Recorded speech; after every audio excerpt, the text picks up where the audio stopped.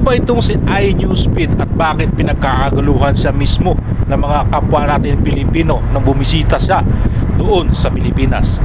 Maging si Manny Pacquiao ay nakipag-collab din kay iShowSpeed na ito. Isang American na YouTuber ang aking na-search at napakalaki pala nito ng mga followers niya.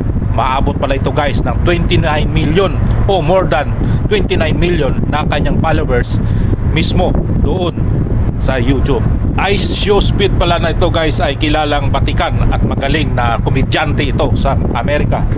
Kaya lumalabas na rin ito kung saan marami na rin nakikipag-collab dito. Ayon nga sa aking kalap na balita ay komedyante nga ito, kagaya ko. Actually iba-iba ang pinuntahan ni iShowSpeed. Pumunta siya sa Jollibee, pumunta siya sa Tondo, kumain siya ng balot.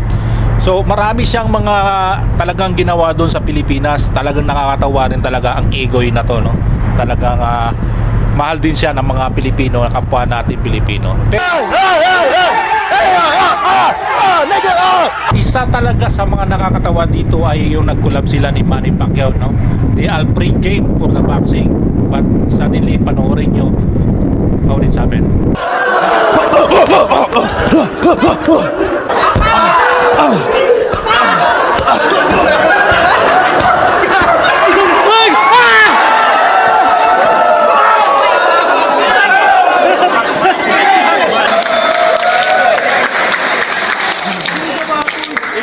At isa talaga sa nakakatawa talagang tagpo sa ginawa ni iShowSpeed ay yung kumain siya ng balot sa Tondo.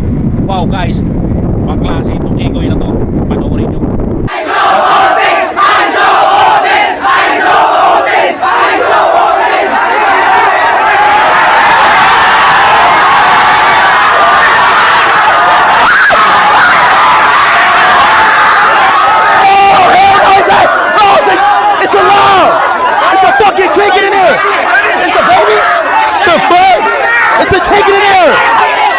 At isa pa dito guys, yung kumain si iShowSpeed mismo sa Jollibee.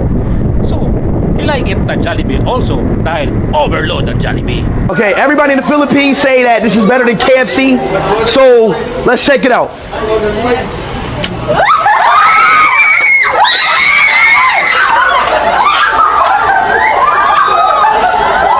What?